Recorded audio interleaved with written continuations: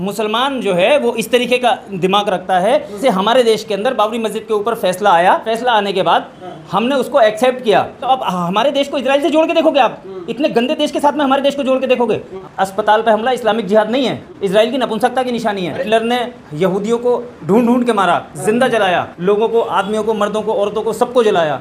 अरे भाई गाजा पट्टी को मिट्टी में मिला देंगे, ठीक है, तुम मिट्टी में मिलाने का प्रयास पहले से ही कर रहे हो, आज की बात थोड़ी है। ये गलती गाजा पट्टी वालों की है और 1948 की गलती है। मीडिया ने बिल्कुल ठेका लिया है हमास को आतंकी संगठन घोषित करने का। जब तुम्हारे घर में कोई मारने के लिए घुस जाएगा तो तुम उसको जवाब नहीं दोगे क्या? हाथ पीछे बांध के खड़े हो जाओगे? मोदी जी बेपैंदी का लोटा है। मोदी जी कभी इजराइल के बारे में बोलते हैं और कभी फिलिस्तीन के बारे में बोलते हैं। मोदी जी की बात पे ना जाएं। क्या कहेंगे इसे? इसे कहेंगे इजराइल की मानसिकता जो ख़राब हो चुकी है, इजराइल की जो मानसिकता पूरी तरीके से तहस नहस हो चुकी है, इसे ये कहेंगे। इजराइल की जो लड़ाई है वो वहाँ है, फ़िलिस्तीन से है। फ़िलिस्तीन से लड़ाई है तो फ़िलिस्तीन से लड़ाई लड़े। हॉस्पिटलों पे हमला करना, मिट्टी में मिला देंगे अब गाजा पट्टी को मिट्टी में। अरे भाई गाजा पट्टी को मिट्टी में मिला देंगे, ठीक है, तुम मिट्टी में मिलाने का प्रयास पहले से ही कर रहे हो, आज की बात थोड़ी है। ये गलती गाजा पट्टी वालों की है और 1948 की गलती है। गलती कर दी है इस बार। मैं वही बता रहा हूँ कि ये गलती 1948 में की है और उसी 1948 की गलती का आज फ़िलिस्तीन खामियाजा भुगत रहा है। जब 1948 से पहले हिटलर ने यहूदियों को ढूंढ ढूंढ के मारा, जिंदा जलाया, लोगों को, आदमियों को, मर्दों को, औरतों को, सबको जलाया, उस वक्त इनको पनाह दी, तो इन्होंने पनाह ली और पनाह लेने के बाद आज वो इजराइल बना के बैठ गए और वो सोच रहे संगठनों ने गलती कर दी हमास ने इस बार। आतंकी संगठन, किसे आतंकी संगठन कह रहे हो? मतलब फिर वही मीडिया ने बिल्कुल ठेका लिया है हमास को आतंकी संगठन घोषित करने का। मीडिया ने ठेका लिया है क्या? अरे वो वहाँ के लोग जानेंगे वो आतंकी हैं या क्या कर रहे हैं क्या नहीं। जब तुम्हारे घर में कोई मारने के लिए घुस जाएगा तो तुम उसको जवाब नहीं दोगे क्या? हाथ पीछे बांध के खड़े हो जाओगे? वही लोग वो कर रहे हैं। मीडिया ने ठेका लिया है क्या? अरे वो वहाँ के लोग जानेंगे वो आतंकी हैं या क्या कर रहे हैं क्या नहीं। जब तुम्हारे घर में कोई मारने के लिए घुस जाएगा तो तुम उसको जवाब नहीं दोगे क्या? हाथ पीछे बांध के खड़े हो जाओगे? वही लोग वो कर रहे हैं। अस्पताल पर हमला इस्लामिक जिहाद है। अस्पताल पे हमला इस्लामिक जिहाद नहीं है।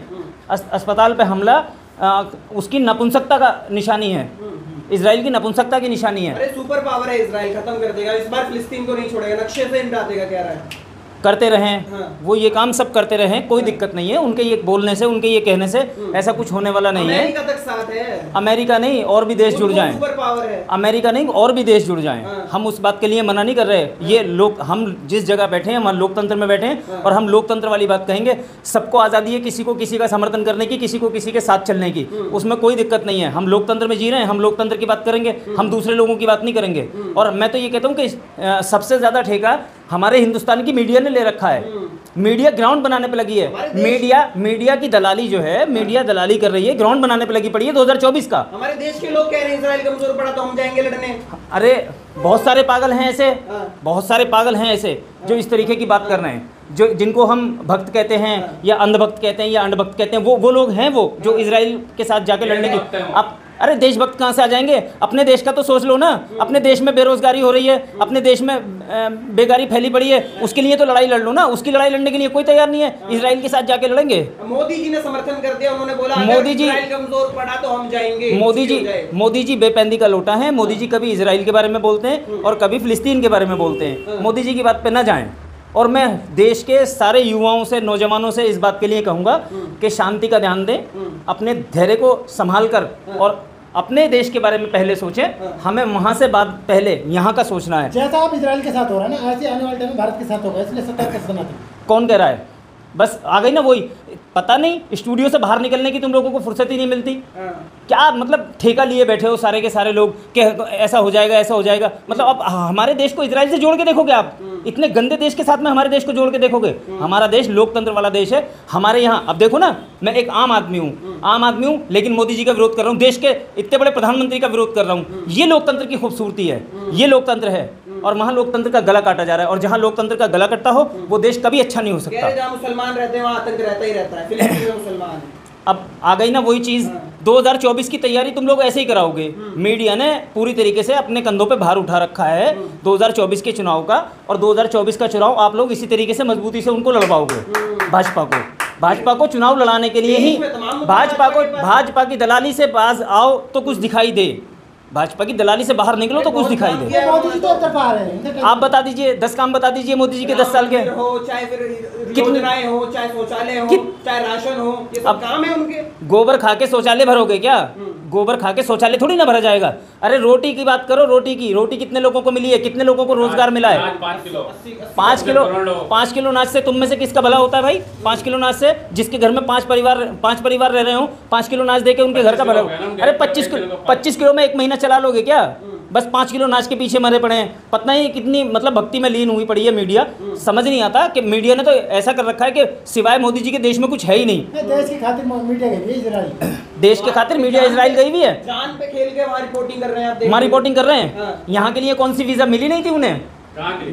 जब हमारे अपने देश में मणिपुर में काम चल रहा था दंगे फसाद का, यहाँ के लिए वीज़ा नहीं दी थी मोदी जी ने उनको? या कौन सी सरकार ने उनको रोक रखा था? कौन सी बेड़ियाँ पड़ी हुई थी इन दलालों के पैरों में? जो दलाल वहाँ तो पहुँच गए, इजराइल तो पहुँच गए ग्राउंड रिपोर्ट देने के लिए, और यहाँ मणिपुर तक नहीं जा सके। कौन सी बेड़ियाँ पड़ी हुई थी उनके पैरों में?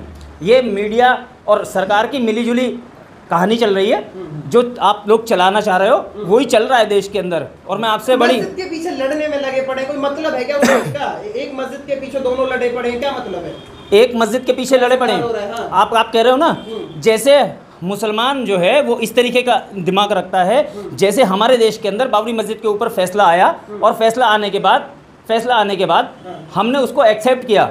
अगर जो वहाँ का भी लोकतंत्र के अनुसार फैसला होता तो उसको भी हर एक मुसलमान एक्सेप्ट करता, चाहे वो यहूदी के पक्ष में जाए चाहे मुसलमान के पक्ष में आए।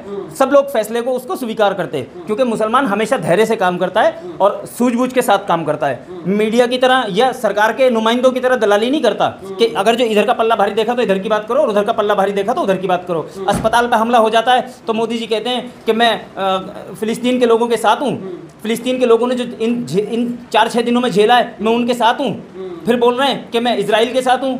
कौन से हिसाब से बात करते हैं? देश के इतने बड़े प्रधानमंत्री हैं, देश के सबसे दूसरे नंबर पे आने वाले व्यक्ति हैं, उनको अपने वक्तव्य में हमेशा ये तोल के बोलना चाहिए कि मैं क्या बोल रहा हूँ क्या नहीं बोल रहा हूँ। सवाल लास्ट यही सवाल है कि आप कैसे देखते हैं देश की राजनीति को, कि भैया इजराइल दिखा रहे हैं, मणिपुर नहीं दिखा रहे हैं, देश में मुद्दे खत्म हो गए क्या हमारे? देश की राजनीति को बड़ी गंदी जगह ले जाके छोड़ा है भाजपा ने। देश की राजनीति को बड़ी गंदी जगह ले जाके छोड़ा है भाजपा ने। और मैं ये बता रहा हूँ कि उस गंदी राजनीति से हट के देश के बारे में सोचो। वही चीज़ है कि आप इजराइल के बारे में यहाँ से बोल रहे हो और लोग इजराइल जाने के लिए तैयार हैं।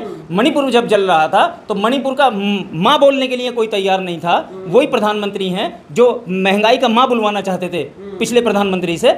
आज वो मणिपुर का माँ नहीं बोल पाए, महंगाई का माँ नहीं बोल पाए। ये जो चीज़ यहाँ देश में चल रही हैं, जो हमारे अपने घर में आग लगी हुई है, हम दूसरे के घर की आग को बुझाने कैसे चले जाएंगे? हम अपने घर से परेशान हो रहे हैं, हम अपने लोगों को देखेंगे, उसके बाद में हम किसी दूसरे आदमी की बात करेंगे या सोचेंगे।